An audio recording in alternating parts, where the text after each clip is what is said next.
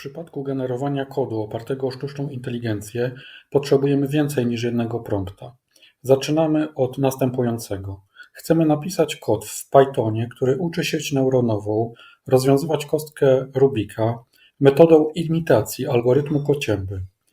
Podajemy tutaj od razu założenia, aby nasz algorytm był oparty o framework PyTorch, aby zdefiniował listę 18 ruchów. Ruchy powinny być przyjmowane jako akcja.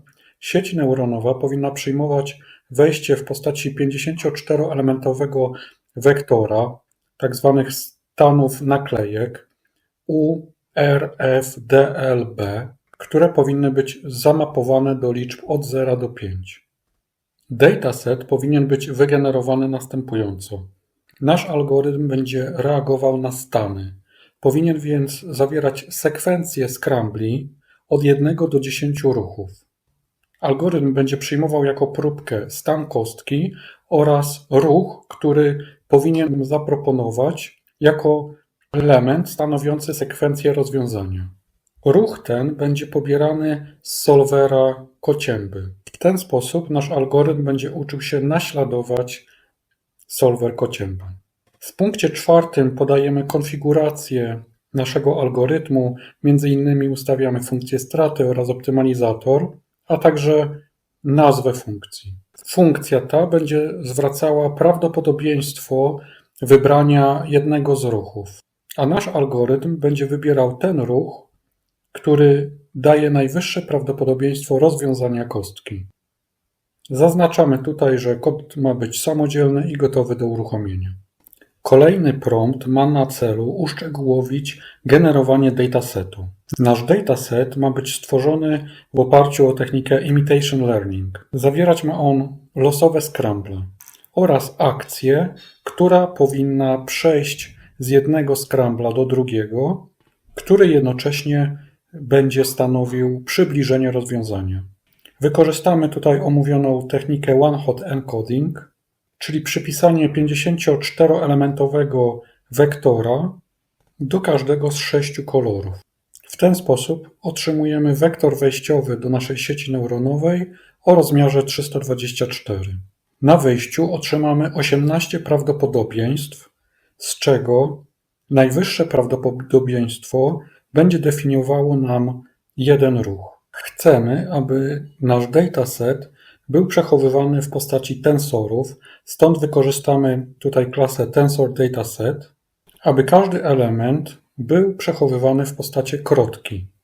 W tym przypadku będą to dane wejściowe, czyli aktualny stan kostki, natomiast etykietą naszą będzie ruch pobrany z algorytmu kocięby.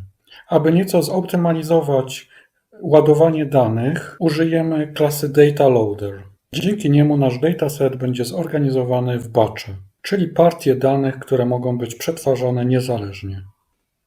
Chcemy, aby nasz kod zawierał funkcję encodeState, która zwróci wektor w formie onehot, gdzie każda ściana, która zawiera 9 elementów, będzie oznaczona odpowiednim wektorem, który reprezentuje odpowiedni kolor. Kolorów mamy 6. Kolory definiujemy tylko jako zera oraz jedną jedynkę. Stąd wektory będą 6-elementowe. Te 6-elementowe wektory będą nam kodowały jeden element.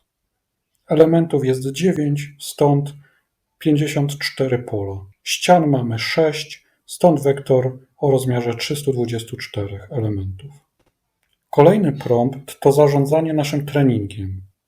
Chcemy, aby nasz trening rozpoczął się od łatwych przypadków, a potem stopniowo zwiększał trudność aż do wymieszania kostki, używając 10 ruchów. Na każdym etapie uczenia chcemy monitorować, czy funkcja straty dla datasetu uczącego oraz walidującego nie rozjeżdża się, powodując overfitting, czyli przetrenowanie naszego modelu. Jeśli tak, będziemy chcieli dogenerować nowe sample uczące.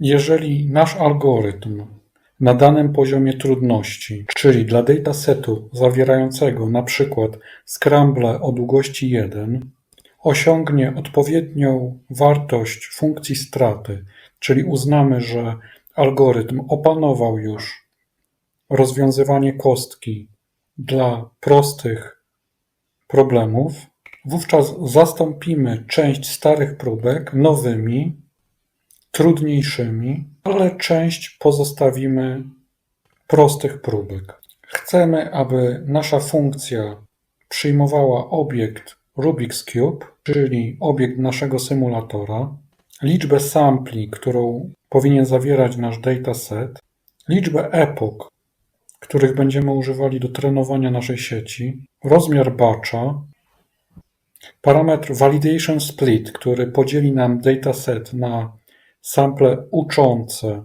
oraz walidujące. W tym przypadku uczących będzie 80%, walidujących 20%.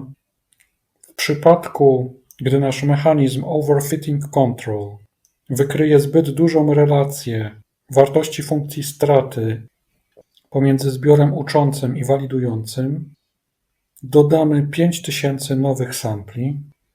Domyślnie algorytm będzie sprawdzał kontrolę overfittingu oraz mechanizm podnoszenia trudności datasetu co 10 epok.